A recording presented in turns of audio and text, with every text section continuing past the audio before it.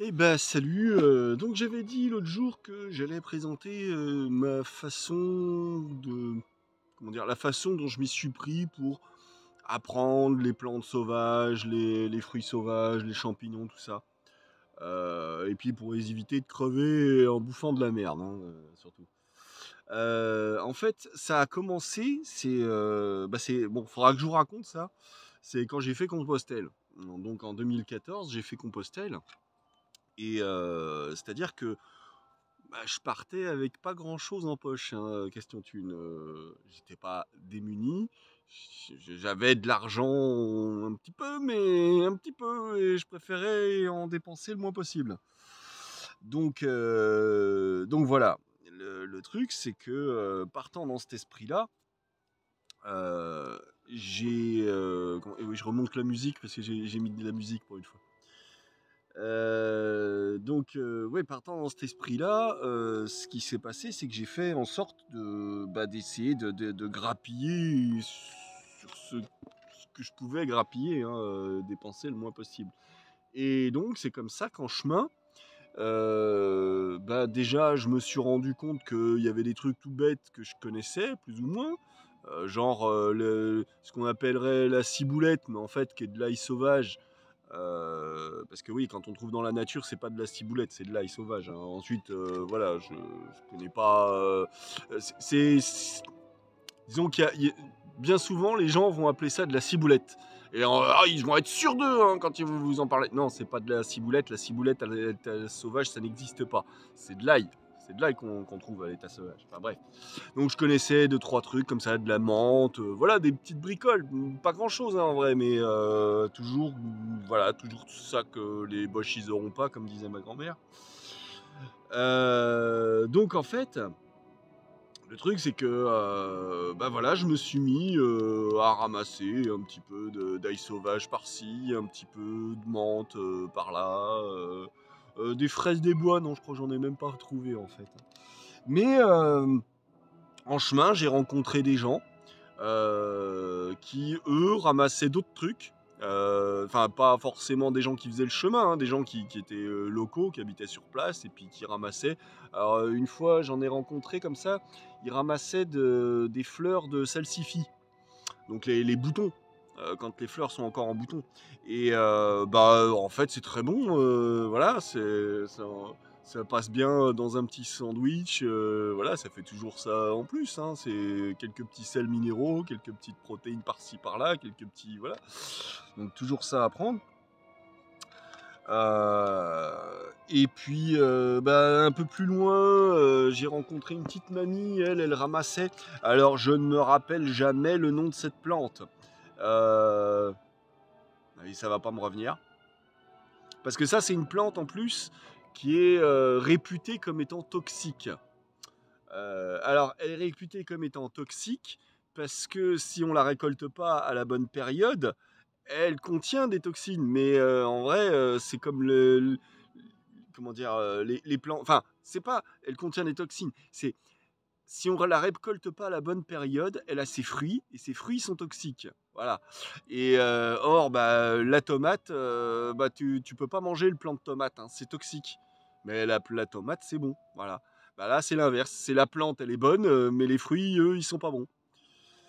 Et en score, hein, en disant toxique, je sais pas vraiment dans quelle mesure c'est vraiment toxique. Moi, des fruits, j'en ai même déjà mangé, mélangé au reste, voilà, parce que en fait, ça fait partie de ces plantes que je qualifie moi d'asperges sauvages. C'est pas du tout ce qu'on appelle les asperges sauvages en vrai, hein, mais c'est parce que moi, je les mange comme s'il s'agissait d'asperges. Voilà. Je fais une petite vinaigrette après les avoir fait cuire, vinaigrette et puis miam miam, et c'est parfait, c'est très bien. Donc il y a deux trois variétés de plantes comme ça. Si vous regardez dans ma playlist la cuisine de sauvage, je sais plus comment je l'ai appelé exactement. J'en fais voir. Le nom ne me revient toujours pas de celle-là de plante. Il y a le houblon aussi. Et puis il y en a une troisième, le nom m'échappe aussi, avec des petites boules. Ça me revient pas non plus. Bon, bref. J'étais en train de faire mon chemin de Compostelle et j'ai croisé cette petite mamie qui ramassait la brionne dioïque. Voilà, c'est celle-là, la plante est toxique. Oh là là, faut pas en manger, hein. La brionne dioïque. Et en fait, voilà, c'est super parce que ça, t'en trouves de partout et c'est très bon en vrai, hein. J'en ai mangé plein, moi. Au fil de mes voyages, de mes randos, j'en ai mangé, mais ouais, peut-être pas des kilos, mais au moins 1 kilo. Faut déjà en faire, hein, pour en manger 1 kilo de cette plante, hein. Il faut juste manger les petites extrémités. Bon, bref, je passe sur les détails. Donc voilà, la brionne dioïque et l'autre, ça ne me revient pas. Ça me reviendra plus tard peut-être. Et donc la petite mamie qui ramassait ça, et puis d'autres plus loin qui m'ont dit ah mais tu ramasses les plantes sauvages, bah tu sais que tu peux manger aussi les bourgeons de coquelicots. Donc je me suis mis aux bourgeons de coquelicots. Et puis quand tu dis bourgeons, en vrai, tu peux manger les fleurs, hein, voilà, même si elles sont déjà ouvertes. Bon, je sais plus exactement ce que j'ai mangé d'autre comme ça. J'en ai ramassé quelques espèces en chemin. Et c'est comme ça que j'ai commencé, voilà. Ouais, je sais plus ce qu'il y avait d'autre. Je sais plus. Enfin bref. Voilà, j'ai mangé quelques espèces comme ça. Et donc, oh, petit bâillement. Ouais, en ce moment, je suis fatigué. Bah, c'est con, mais voilà, c'est le fait d'avoir le mort à Lamberne. Je suis crevé. Je me lève à 8h30 le matin. Putain, moi qui me lève à 3h du mat, des fois, là, je me lève à 8h30. Je suis encore fatigué. J'ai encore envie de dormir. Et puis, j'ai mal partout, mal dans le dos, mal dans la nuque, parce que justement, comme je dors mal et que je dors trop longtemps, en vrai, bah, je me baise le dos. Voilà. Super, c'est génial la dépression. Moi, je vous recommande à tous. Franchement, vous allez vous éclater. Bon, bref, je reviens à mon histoire. Donc, j'avais fait Compostelle. J'avais découvert les joies, bah, de la rando avec la tente, et puis avec les plantes sauvages et tout ça. L'année suivante, comment dire, je me suis refait une petite rando. Alors, ouais, je crois que j'ai dû me refaire une petite rando avec du matériel classique, avec ma tente 2 secondes. Ou est-ce que c'est cette année-là que je me suis déjà mis à faire mon premier prototype? Bref, je sais plus. Non, non, ça devait être plus tard que j'ai fait mon premier prototype. Ça devait être l'année suivante. Enfin bref, donc je me suis remis à faire de la rando. Voilà, j'ai kiffé mon petit plaisir, tout ça. Et puis, suite à ça, euh, donc je me suis mis à faire mes prototypes parce que bah, c'était sur la plage à Fisterra. Je vous raconterai comment dire, Compostelle et puis la plage à Fisterra. Je vous ferai ça un de ces jours. Quand j'étais sur la plage à Fisterra, j'imaginais comment j'aurais pu optimiser mon matériel, faire du tout en un, enfin voilà, que un seul matériel serve à faire plusieurs choses en même temps, si bien que bah, ça optimise le poids forcément, voilà. Bref, donc je me suis mis, voilà, au fil des années à continuer la rando et puis commencer à développer mon matériel. C'est là que je me suis mis à la couture en fait, hein. Bon, je savais coudre à la main vite fait, mais bah, disons que le premier prototype que j'ai réalisé, en fait, c'est ma mère qui l'a cousu pour moi parce qu'elle, elle connaissait la machine à coudre, moi pas. Et bon, bah, sauf que voilà, bon, on a fait un prototype ensemble, ça a été super. C'était une expérience partagée, tout ça, mais bon, d'un autre côté, voilà, je voulais être un peu plus indépendant de ce côté-là. Et puis en plus, bon, c'était aussi l'occasion de prise de tête, tout ça. Bon, voilà, c'était pas génial de ce côté-là. Donc, pour ça que je me suis mis à coudre à la machine et du coup que je me retrouve avec des espèces de, de jeans chelous. Bon, bref. Et donc les années passent et puis donc je me suis intéressé au sujet des plantes sauvages. Bah, après tout, c'est de la bouffe gratuite, hein. Comme je disais aux gens sur le chemin de Compostelle, je disais free food. Voilà, c'est ça. Voilà.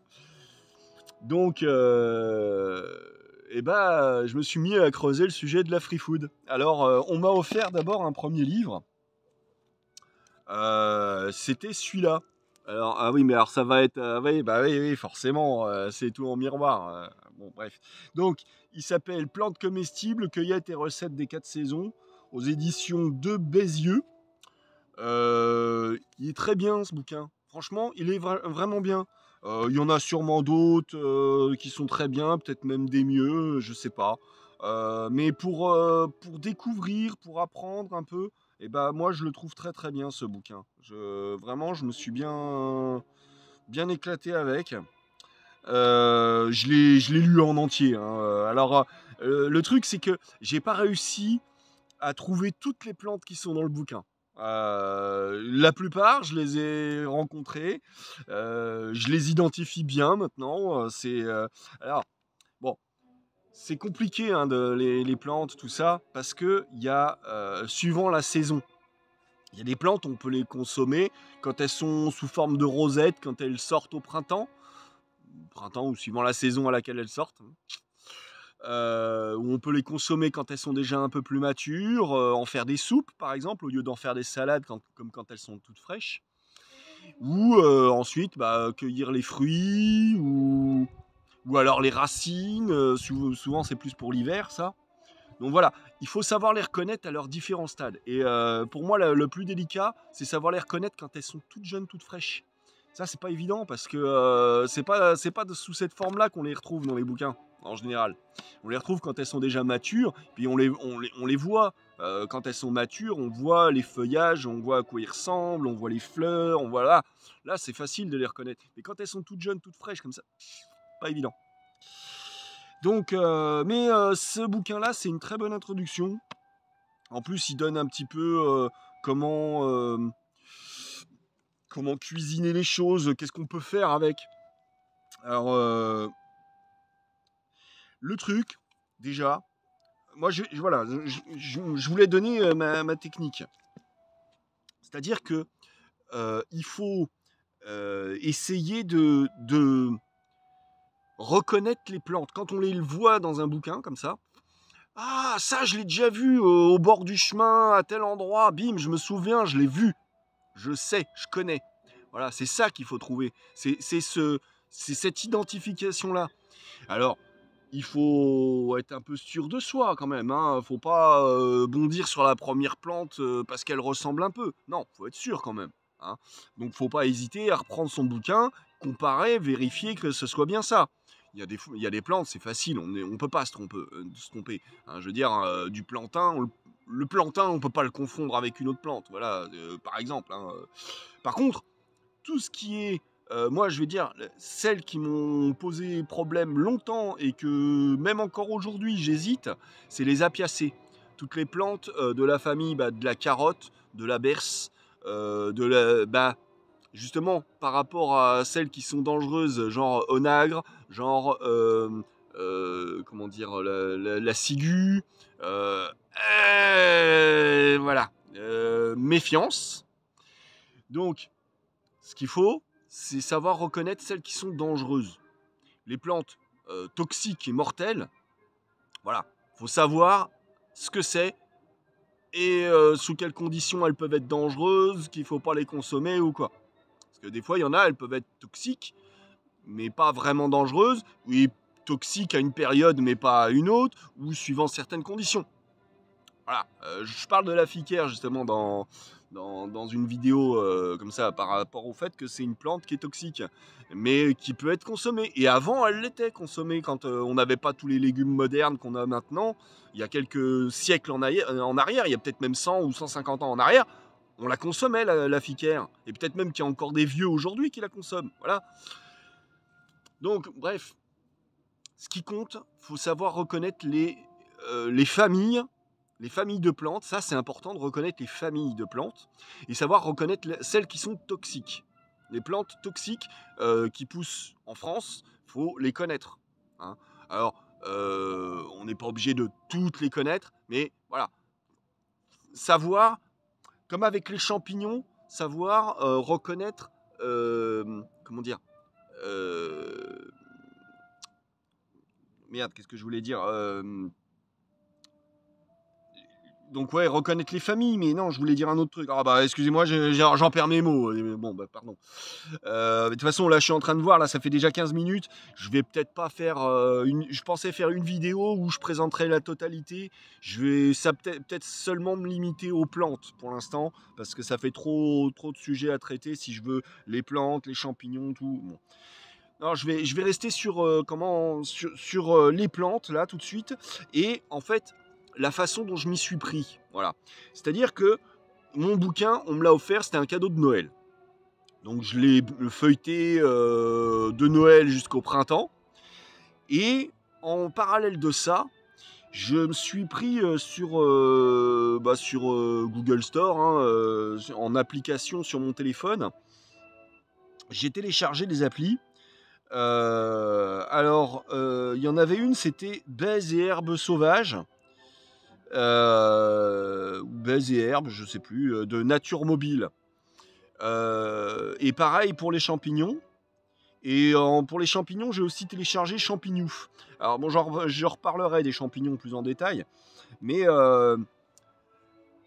avec ces applis, il faut pas se dire ouais, j'ai tout en main, je connais, je suis incollable et tout. Non, c'est au même titre que ce que j'expliquais avec les plantes. Faut apprendre à reconnaître les familles, apprendre à les avoir dans l'œil.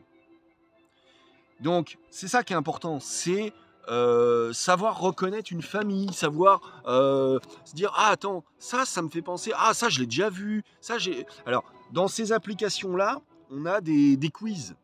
Et ça, c'est vachement bien. C'est vachement bien pour apprendre, pour découvrir les trucs. Donc ça veut pas dire qu'on va tout connaître avec ça. Loin de là. Mais déjà, si on entraîne l'œil à reconnaître les différentes espèces proposées, savoir que tiens, celui-là il est comestible, celui-là il l'est pas, voilà. Là je pense aux champignons parce que c'est les champignons que j'avais beaucoup travaillé de cette façon-là en particulier. Les plantes aussi, hein, mais voilà. Euh, donc déjà, ça c'est une bonne approche. Faut pas se dire c'est bon, je connais. Faut se dire voilà, j'ai déjà ma petite idée. Maintenant, une fois qu'on a fait cette première approche, ensuite il faut approfondir le sujet. Et donc c'est là où c'est important d'avoir des bouquins. Voilà. Donc en application toujours, il y a PlanteNet qui est vachement bien. Alors, c'est pareil, faut pas lui faire une confiance aveugle. Parce que d'autant plus que ça, c'est une application participative. C'est-à-dire que si moi, je veux faire identifier une plante, clic, je prends une photo, boum, je la trouve sur mon téléphone. Mais une plante, il peut y avoir plein de variétés de cette même plante. Ok, d'une espèce, il peut y avoir plein de sous-espèces. Et souvent, les gens, ils voient, oh, ça ressemble, oh, bah c'est ça, clique, oh, je vais valider. Parce qu'on te demande, alors est-ce que tu penses que t'es sûr que c'est bien la même ou ah oui, oui, oui, c'est bon. Et en fait, ils valident de la merde. Voilà. Et donc, ça fausse les résultats.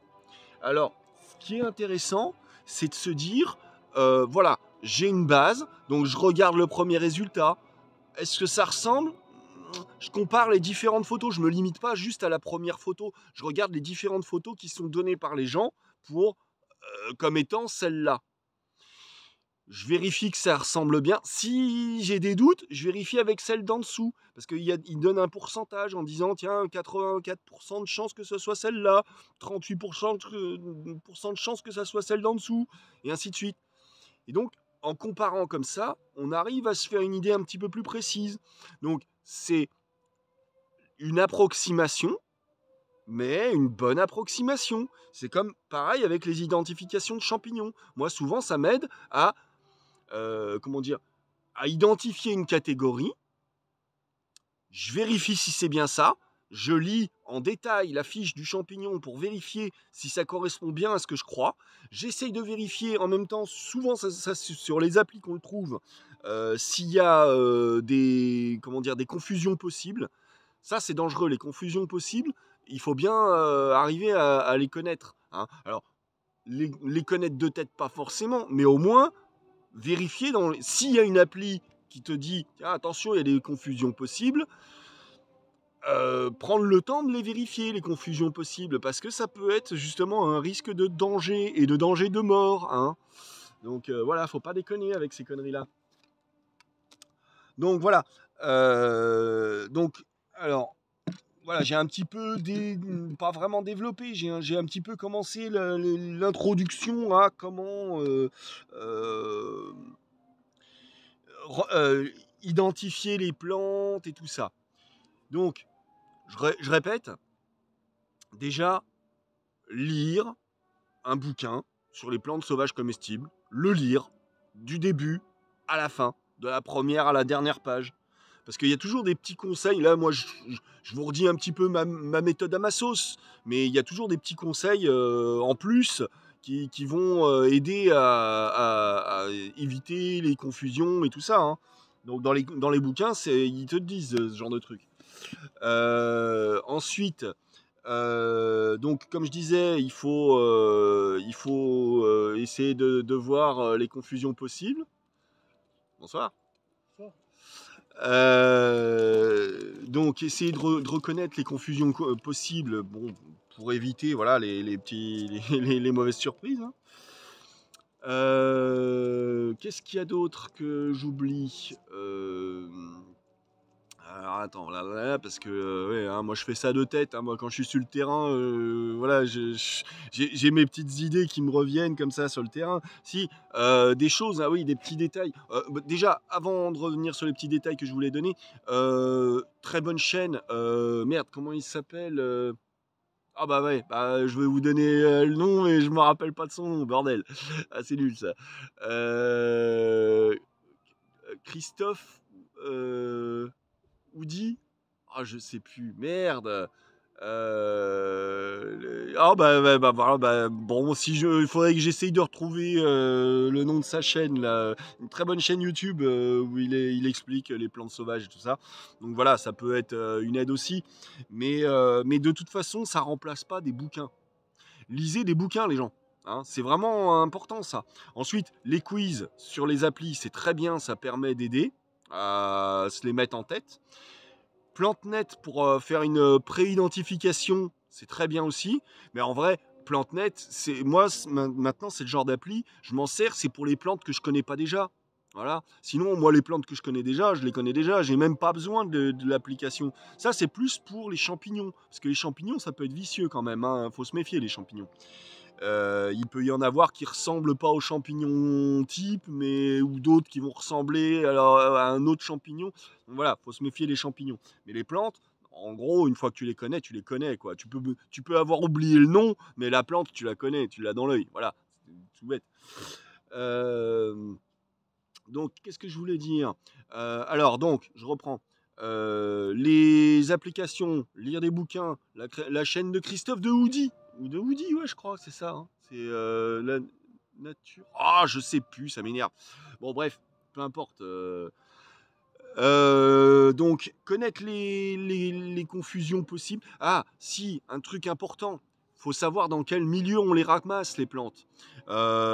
Savoir dans quelles conditions ça peut être dangereux de ramasser les plantes. Donc, connaître les plantes toxiques, déjà, je le disais ça tout à l'heure. Ça, c'est important. Parce qu'il n'y en a pas tant que ça, finalement. Mais il faut les connaître. Il faut savoir lesquelles sont comestibles et lesquelles ne le sont surtout pas. Voilà. Parce que, voilà, finalement, les plantes, quelque part, c'est presque plus dangereux que les champignons. Si on ne connaît pas. Si on fait n'importe quoi avec, c'est presque plus dangereux, j'ai envie de dire. Non, ce qui est important aussi, c'est où on va les ramasser, les plantes. Parce que les plantes, on peut les ramasser... si on les ramasse en contrebas d'un pré, eh ben, elles peuvent être infectées par des parasites. Genre un pré où il y a des moutons, eh ben, on peut se choper des parasites du style la douve du foie. J'ai pas envie, moi, hein. Perso, j'ai pas envie. Hein.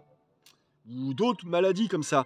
Et en général, ça c'est... Alors on dit, oui, il faut pas ramasser les murs à moins de telle hauteur, parce que sinon il y a les chiens qui peuvent avoir pissé dessus et filer des maladies. Ça c'est des conneries. C'est pas la pisse qui transmet des maladies, c'est les crottes. les crottes. Et alors ça, le problème, c'est qu'il y a des animaux qui s'amusent à chier en hauteur, hein. Les chiens le font, mais pas que. Les renards aussi. Et bon, c'est pour ça, il faut pas ramasser en dessous d'une certaine hauteur. Mais les plantes pour les salades, tu vas me dire, bah ouais. Mais les plantes pour les salades, déjà, d'une, il y a celles qui poussent en hauteur. Donc celles-là, tu peux en général, c'est plutôt le haut qu'on ramasse.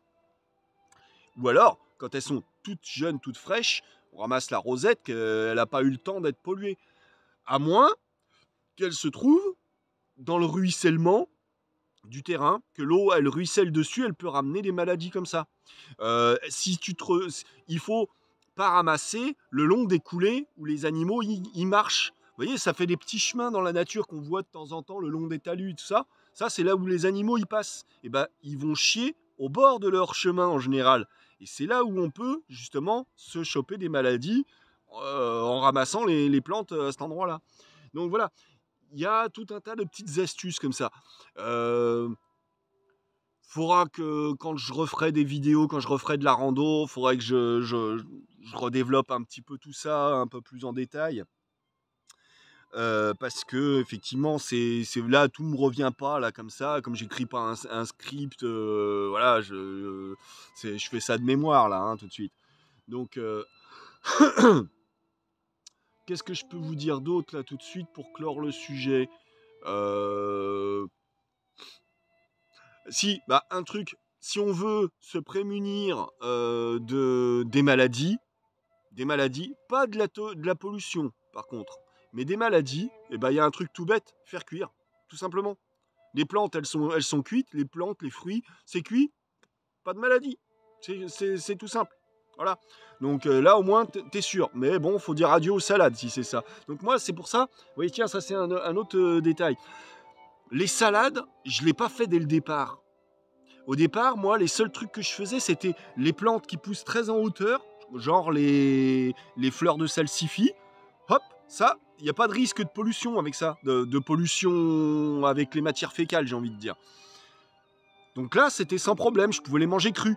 Par contre, tout ce qui est donc les plantes qui poussent à ras du sol, qui risquent d'être contaminées pour faire des salades, ça, c'est avec l'expérience. C'est au bout de plusieurs années seulement que je me suis risqué à ramasser des plantes comme ça pour pouvoir me faire des salades. Parce que justement, je voulais d'abord expérimenter le terrain. Donc voilà, toujours être humble face à la nature. Toujours se dire, danger. Attention, danger, je suis dans un milieu que je connais pas. Hein, que ce soit les plantes, les champignons, que ce soit tout un tas de choses. Quand on va planter sa tente au pied d'un arbre mais qu'il y a de l'orage, bah faut pas s'étonner si on se fait cuire le cul avec un éclair mal placé. Voilà, il faut pas faire n'importe quoi. Faut rester humble face à tout ça. Faut se dire, moi je suis un être fragile, je connais rien à tout ça, je suis d'autant plus fragile à cause de ça. Voilà, c'est comme ça, dans cet état d'esprit qu'il faut partir. Donc bon, là j'ai déjà un petit peu fait le tour par rapport aux plantes. Mais bon, certainement que j'oublie encore des tas de trucs, donc il faudra que j'y revienne à l'occasion. Et Christophe de Houdy, je crois, hein, c'est ça, mais j'arrive pas à me rappeler le nom de sa chaîne. Bon, bref. Vous avez compris, il y a des tas de choses à savoir. Là, moi, je vous ai fait un petit... Bon, voilà, mes petites explications, ma sauce. Et en fait, en vrai, je suis sûr que j'oublie des tas de trucs. Je reviendrai sur les champignons. Hein. Donc, ça me donnera l'occasion de repotasser un petit peu le sujet, de réfléchir un petit peu mieux. Et de vous reparler de 2-3 trucs au fur et à mesure. Puis de toute façon, le mieux, ce sera quand je referai de la rando, je referai des petites vidéos en même temps. Alors, faudrait... Le truc, c'est en rando, ce qui est chiant, c'est si j'ai du réseau, bah, je vais vous faire plein de petites vidéos de 5 minutes à chaque fois, parce que sinon, bah, je peux pas, comment dire, faire du montage en rando. De toute façon, je fais plus de montage, ça me casse trop les couilles. Et puis, c'est pas pratique sur un téléphone, tout ça. Bon, voilà. Donc, en rando, je vous en referai des vidéos de mes cueillettes que je ramasse, hein, un peu comme ceux qu'on regardait les vidéos que j'ai fait quand je me suis fait mon périple avorté vers Compostelle, là, quand il y a eu le Covid, là, en 2020. Donc voilà, je vous referai des vidéos comme ça. Mais là tout de suite voilà, je vais pas pouvoir développer beaucoup plus parce que je sais plus là, moi c'est plus frais dans ma mémoire, ça fait des années que je fais à peine de la rando, il faut que je m'y remette là normalement j'ai un gros dossier sous le coude là. Euh, Avant de me mettre à refaire mon nouveau prototype, j'aimerais bien me fabriquer une ce que j'appellerais une cape de pluie, hein, mais genre en tenue civile et qui pourrait éventuellement servir pour le proto. Bon, bref. Bon, là, de toute façon, là, je vais m'arrêter là parce que là, il va se mettre à pleuvoir. Il commence à pleuvoir. Donc, avant que mes bouquins ils prennent la flotte, je les range dans ma besace. Bref. Et ben, à plus!